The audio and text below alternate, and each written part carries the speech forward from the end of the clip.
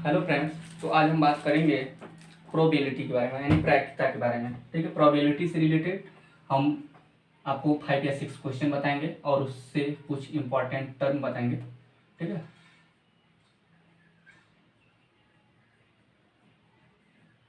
Probability को हिंदी में बोला जाता है प्रायिकता।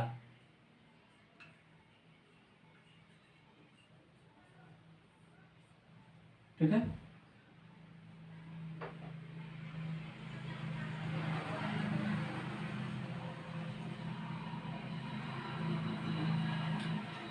PRO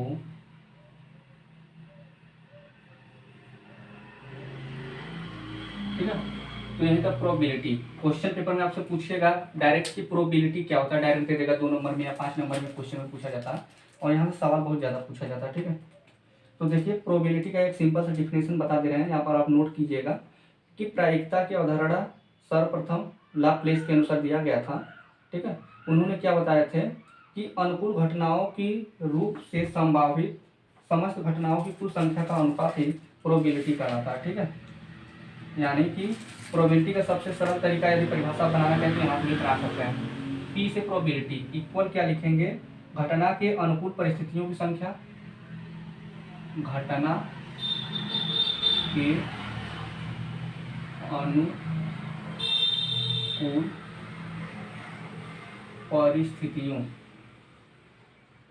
परिस्थितियों की संख्या बटे कुल परिस्थितियों की संख्या, कुल परिस्थितियों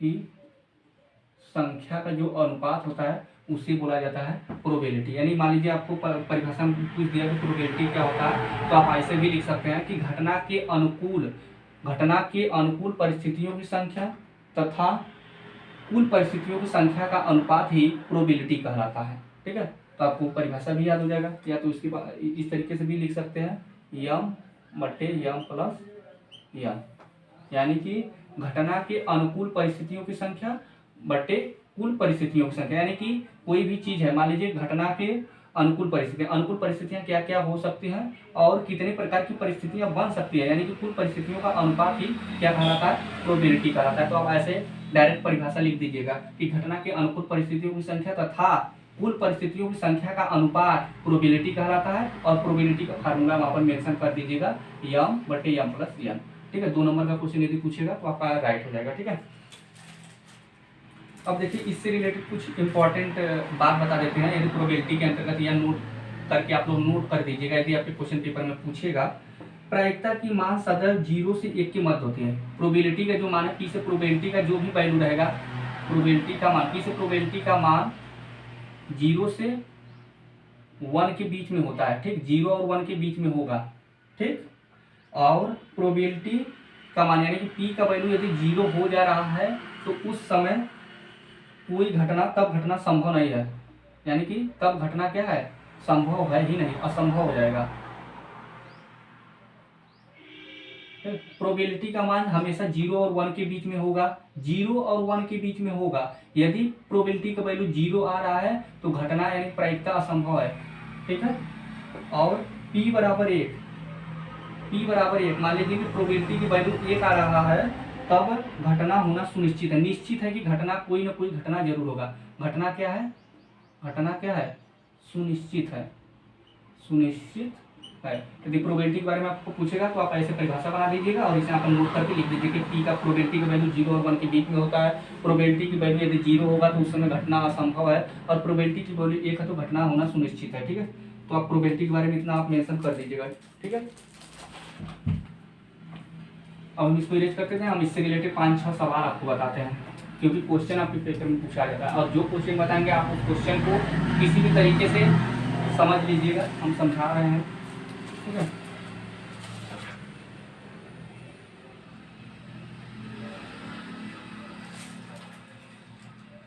देखिए क्वेश्चन नंबर फर्स्ट आप लोग नोट कीजिएगा।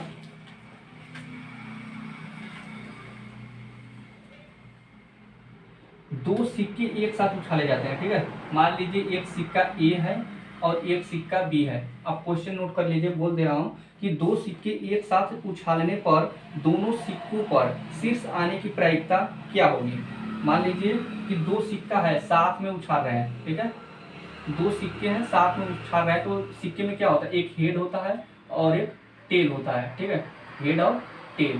तो दो सिक्के हैं, दोनों को साथ साथ उछाला जा रहा है, तो हो सकता है एक बार क्या है, हेड हेड आए, फिर एक बार क्या हो सकता है, हेड और टेल भी आ सकता है, ठीक है, फिर एक बार क्या होता है, टेल और हेड भी आ सकता है, ठीक है, और एक बार क्या हो सकता है, टेल और टेल भी हो सकता है, ठीक है, और इसके अतिरिक्त कोई घटना बन सकता है, नहीं बन सकता है। यानी कि दो सिक्के हैं, यदि साथ साथ उछालते हो सकता है कि दोनों में हेड हेड आ जाए, हो सकता है दूसरी बार उछाले तो एक में हेड आए और एक में टेल आए, हो सकता है एक बार और उछाले तो एक में टेल आए और एक में हेड आए, हो सकता है एक बार उछाले तो दोनों में टेल ही टेल आए, ठीक है। तो घटना कितना हुआ, 1 2 3 और 4 हो गया।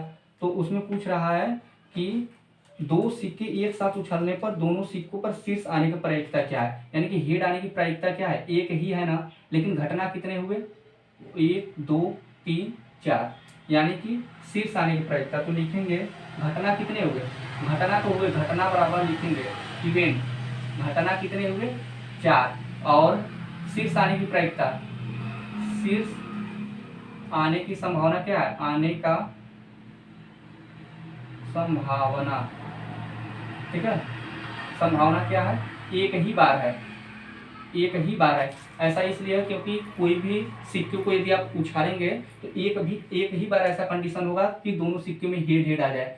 मान लीजिए कि ए में उछाले तो भी हेड आ गया, इसमें भी उछाले तो भी हेड आ गया, और फिर कभी ऐसा कंडीशन नहीं होगा कि हेड हेड और कभी आ जाए, ठीक है। यदि मान लीजिए फिर दूसरी बार भी किए तो हेड ही आएगा, बात एक ही बार, ठीक है। नहीं तो फिर उछालेंगे तो हेड टेल आ सकता है, यानी हेड हेड आएगा, हेड टेल भी आ सकता है, टेल हेड भी आ सकता है, टेल टेल भी आ सकता है। तो घटना तो टोटल कितने हुए, 1 2 3 4 यानी कि 4 हुए, और शीर्ष आने का संभावना 1 है। तो प्रायिकता क्या हो जाएगा, प्रायिकता P बराबर, यानी कि संभावना कितना है 1 और घटना हुआ 4, यानी कि प्रायिकता कितना होगा 1/4, ठीक है। तो आप समझ चुके हैं, यह बहुत ही इंपॉर्टेंट क्वेश्चन है, आप लोग समझ लीजिएगा, बुक जिसके पास होगा आप लोग जरूर मेंशन कर लीजिएगा, इस प्रकार के सवाल को देख कर ही जाइएगा, ठीक है। हो सकता है जो सवाल बताया जाएगा वही आंटू वाला आपके पेपर में छप जाए, ठीक है। और देखिए सेकंड क्वेश्चन के बारे में हम बात करें, किसी कक्षा में 58 विद्यार्थी हैं, टोटल विद्यार्थियों की संख्या 58 है, ठीक है। अगला क्वेश्चन हम बता रहे हैं कि किसी कक्षा में 58 विद्यार्थी जिसमें 21 लड़के हैं, लड़के की संख्या कितना है, लड़के की संख्या कितना है 21, और शेष लड़कियां हैं, शेष लड़कियां हैं, ठीक है। और विद्यार्थी की संख्या कितना है 58 है। अब ऐसे नोट कीजिएगा, ठीक है। आपके क्वेश्चन पेपर में आपको सवाल आया ना आए, लेकिन इतना ध्यान रहे कि क्वेश्चन को क्राइटेरिया के थ्रू आप लिखते जाएंगे, तो यदि 10 नंबर का क्वेश्चन तो आपको 5 नंबर मिलना ही मिलना है, आपको क्वेश्चन जस्ट लाइक छोड़कर नहीं आना है, ठीक है। किसी कक्षा में 58 विद्यार्थी जिसमें 21 लड़के और शेष लड़कियां हैं, यदि कक्षा में एक विद्यार्थी चुनना है तो लड़के के चुने जाने की प्रायिकता क्या है, तो लड़की के चुने जाने की प्रायिकता क्या है। तो कुल विद्यार्थी कितने हैं 58 है, ठीक है।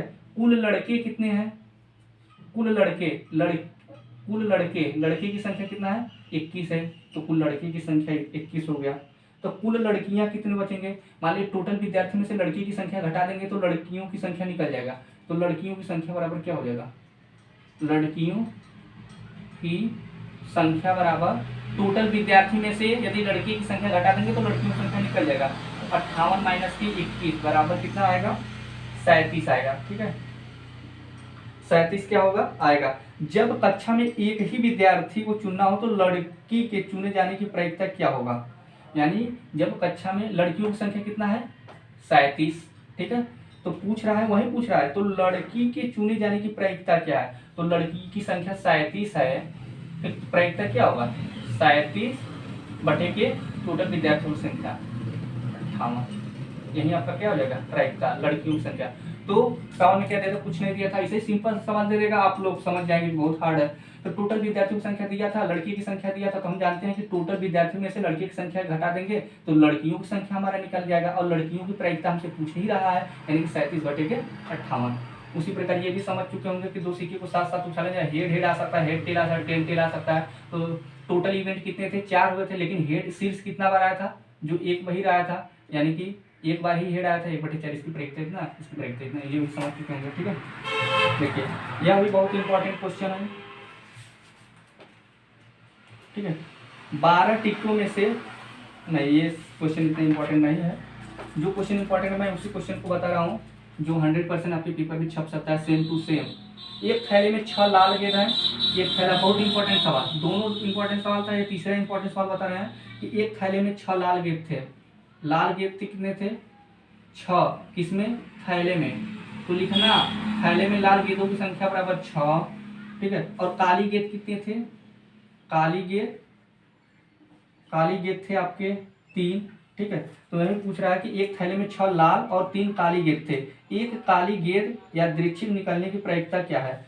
तो एक थैले में लाल गेंद भी था, काली गेंद भी था, तो थैले में कुल गेंदों की संख्या कितनी थी? तो लिखेंगे थैले में कुल गेंदों की संख्या कितनी थी? तो इसको लिखेंगे 6 + 3 बराबर 9। होगा कि नहीं? 9 होगा। ठीक, तो पूछ रहा है कि एक काली गेंद यादृच्छिक निकालने की प्रायिकता क्या होगा? तो काली गेंद क्या है? 3 है, तो उसकी प्रायिकता क्या होगा? थैले में कुल गेंद इतना थे, संभावना टोटल इतना बढ़ रहा है 9, लेकिन काली गेंद कितना था? 3, अतः प्रायिकता बराबर क्या होगा? अतः प्रायिकता निकालेंगे काली गेंद का, तो क्या होगा? तो काली गेंद के बटे ये कर देंगे, यानी कि 3/9, यानी 3 पंक्ति 3/9, 1/3 प्रायिकता था। ठीक, तो आप समझ चुके होंगे। ये बहुत इंपॉर्टेंट क्वेश्चन पूछा जाता है कि एक थैले में क्या है कि लाल गेंद 6 थे, काली गेंद 3 थी, तो एक थैले में लाल गेंद 6 थे और काली गेंद 3 थी, तो टोटल थैले में गेंदों की संख्या कितना होगा? 9 होगा। और पूछ रहा है कि काली गेंद है, देखिए जिसका नाम लेगा उसी की बटे पूरा करते हैं, तो पूछ रहा है कि एक काली गेंद यादृच्छिक निकालने की प्रायिकता क्या है? तो काली गेंद की संख्या 3 थी और टोटल गेंद कितने थे? 9 थे, तो 3/9 काटेंगे तो 1/3। ये हो सकता है यहाँ पर 5, 6 दे दे, लाल गेंद की संख्या 7 दे दे, काली गेंद की संख्या 5 दे दे, तो पूछ दे लाल गेंद की प्रायिकता क्या है? तो जब लाल गेंद, यहाँ पर देखिए काली गेंद की प्रायिकता इतना है, यदि यही क्वेश्चन देता कि लाल गेंद की संख्या इतना था, काली गेंद की संख्या इतना था, तो थैले में टोटल गेंदों की संख्या तो 9 होता, और पूछ देता कि लाल गेंद की प्रायिकता क्या होगा, तो लाल की संख्या कितना था? 6, तो 6/9 करते, तो 3 दूनी के 6, 2 कर देते, 3 3 के 9, 2/3 का अनुपात हो जाता। ठीक, तो आप ये भी समझ चुके होंगे। तीनों क्वेश्चन इंपॉर्टेंट था, ये क्वेश्चन आपको और बता देते हैं। देखिए यह भी बहुत इंपॉर्टेंट क्वेश्चन है, अब नोट कीजिए। 2 पासे एक साथ फेंके जाते हैं, यानी कि 2 पासे हैं एक साथ फेंके जाते हैं, प्रायिकता ज्ञात कीजिए। दोनों पासों में आने वाले अंकों का योग 7 या 11 है, यानी कि 2 पासे को साथ में फेंका जाता है। ठीक, प्रायिकता ज्ञात कीजिए, प्रायिकता की गणना करना है कि दोनों पासों में आने वाले अंकों का योग जो है, अंकों का योग जो है 7 या 11 है।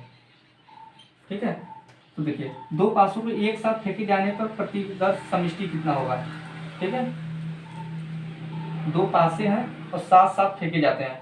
पासा का मतलब समझ रहे, जो लूडो खेलते हैं, जो क्राइटेरिया के थ्रू बना रहता है, जैसे ऐसे ही रहता है, एक 6 रहेगा तो इधर 1 रहेगा, 6 रहता है, देखिए इसमें 1 रहता है, 6 रहता है, देखिए क्रमबद्ध तरीके से रहते हैं, 1 भी रहता है, 2 भी रहता है, 3 भी रहता है, 4 भी रहता है, 5 भी रहता है और 6 रहता है। 7 कहीं देखते हैं लूडो में, जब ऐसे ऐसे करके वैसे फेंकते हैं, तो हो सकता है आपका 1 आए, या हो सकता है 2 भी आ सकता है, या 3 आता है, उसमें 4 भी रहता है, 5 भी रहता है, 6 भी रहता है, 7 नहीं रहता है, तो टोटल प्रायिकता कितना बन सकते हैं? तो यही क्या है कि 2 पासे एक साथ फेंके जाते हैं, प्रायिकता ज्ञात कीजिए। यदि दोनों पासों में आने वाले अंकों का योग 7 और 11, क्राइटेरिया दिया है, 2 पासा यदि साथ साथ फेंक रहे हैं तो दोनों का, मान लीजिए कि 2 व्यक्ति खेल रहे हैं, एक लोग फेंके तो एक में 1 आ गया, दूसरे व्यक्ति फेंके तो 6 आ गया, तो 6 और 1 जोड़ेंगे तो कितना आ जाएगा? 7। तो वह क्राइटेरिया हमेशा, मान लीजिए कि एक व्यक्ति फेंके तो उनका 2 आया और दूसरे व्यक्ति फेंके तो उनका 5 आ गया, तो 5 तो कितना हुआ? 7। हो सकता है एक व्यक्ति फेंके तो 3 आया, एक व्यक्ति फेंके तो 4 आ गया, हो सकता है एक व्यक्ति फेंके तो 3 आ गया और एक व्यक्ति फेंके तो 5 आ गया, तो 5 3 8, 8 क्राइटेरिया नहीं दिया गया है। ठीक, तो हम बता रहे हैं इस सवाल को बहुत अच्छे से समझिए, बहुत ही इंपॉर्टेंट है, यानी कि 1 हो सकता है, 2 3 4 5 6 हो सकता है। ठीक है, तो दोनों पासों को एक साथ फेंके जाने का प्रतिदर्श समष्टि क्या होगा, सैंपल क्या होगा? तो 2 पासे यानी 6, एक लोग फेंके तो 6 हो सकता है, और एक लोग व्यक्ति 2 पासे को फेंकना है, तो ऐसे 1 2 3 4 5 और 6 हो सकता है। ठीक, 6 इसमें 6 इसमें, तो टोटल प्रतिदर्श समष्टि क्या होगा? 6 × 6 बराबर 36 हो जाएगा। ठीक है, अब बुक आपके पास रहेगा तो आप ध्यान दीजिएगा, ठीक है। तो योग 7 के अनुकूल दशाएं कितने बन सकते हैं, ठीक है। टोटल प्रतिदशा समष्टि 36 हो जाएगा, 6 गुणे 6, ठीक। अब देखिए हम लिखेंगे 7 के अनुकूल, ठीक है, योग 7 के अनुकूल दशाएं, के अनुकूल दशाएं, ठीक है, क्या हो सकता है। 7 की अनुकूल दशाएं यदि हम देखें तो हो सकता है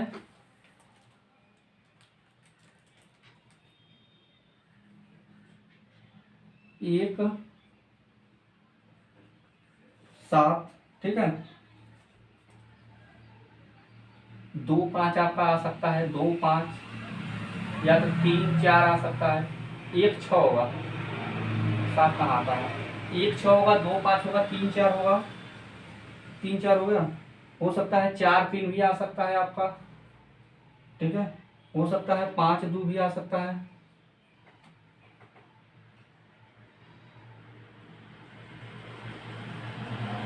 ठीक। तो देखिए हो सकता है 1 1 भी आ सकता है,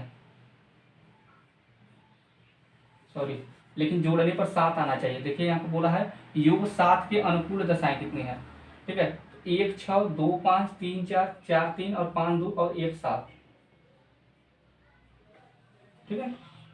तो 7 के अनुकूल दशाएं जो है 1 7 2 5 3 4 4 3 5 2 6 1, यानी कि देखिए मान लीजिए फेंके आपने, 1 आ गया, एक लोग में 1 आ गया, ठीक है, और एक लोग फेंके उनका 6 आ गया, तो 6 1 7 हो सकता है। एक लोग फेंके 2 आए, एक लोग फेंके 5 आ गया, 2 5, यानी जोड़ने पर 7 आना चाहिए। तो 6 1 7 5 2 7 3 1 4 4 3 7 5 2 7, और यहाँ पर कोई क्राइटेरिया है जिसको जोड़ने पर 7 आएगा नहीं। ये जो 1 7 है वो गलत दिया है, ये गलत है, क्योंकि 1 और 7 को जब 7 आता ही नहीं है, और 1 और 7 को जोड़ेंगे तो 8 हो जाएगा, ठीक है। लेकिन 7 के अनुकूल पूछा है, ठीक है।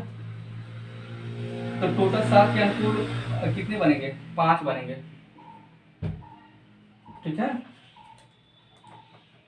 और 11 के अनुकूल दशाएं, अब देखिए 11 के अनुकूल दशाएं, क्योंकि 7 और 11 पूछा है, 11 के अनुकूल दशाएं यदि हम देखें तो 2वां दशा ऐसा बनेगा जो 11 आ सकता है, या तो 6 आपका 5 है, या तो एक हो सकता है 5 और 6 है, ठीक है। 2वां दशाएं बन सकती है, 5 6 और 6 5 और तो कितनी बने 2, यहाँ पर 2 दशाएं 11 आने की 2 बार ही संभावना हो सकता है, यानी एक व्यक्ति फेंके 1 का 6 आ गया और एक व्यक्ति फेंके 5, तो दोनों को योग करेंगे तो आपका 11 आ गया। एक तो ये हो सकता है, या दूसरा व्यक्ति फेंके तो उनका 5 आ गया, दूसरे का 6 आ गया, तो 2 संभावना ऐसा बनेगा कि जो दोनों का योग करने पर दोनों पासे का 11 आ सकता है, 6 5 और 5 6, तो 2 हुआ। और देखिए यहाँ पर 1 2 6 1 7 5 2 7 4 3 7 4 3 7 5 2 7, यानी 1 2 3 4 5 ऐसा है जो 7 आने की संभावना है, ठीक है।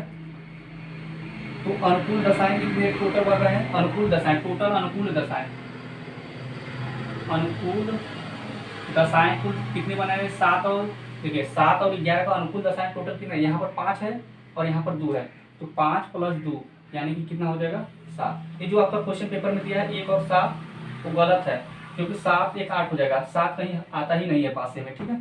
तो अनुकूल दशाएं की संख्या कितना बनेगा, 7 बनेगा, क्या बनेगा 7। अतः अभीष्ट प्रायिकता क्या होगा, अभीष्ट प्रायिकता क्या होगा, यानी कि 7 टोटल अनुकूल दशाएं बने हैं बटे 36 जो आया था, 7 बटे के 36, ठीक है। जब इसको कटेगा नहीं तो इसी को छोड़ दीजिएगा, ठीक है।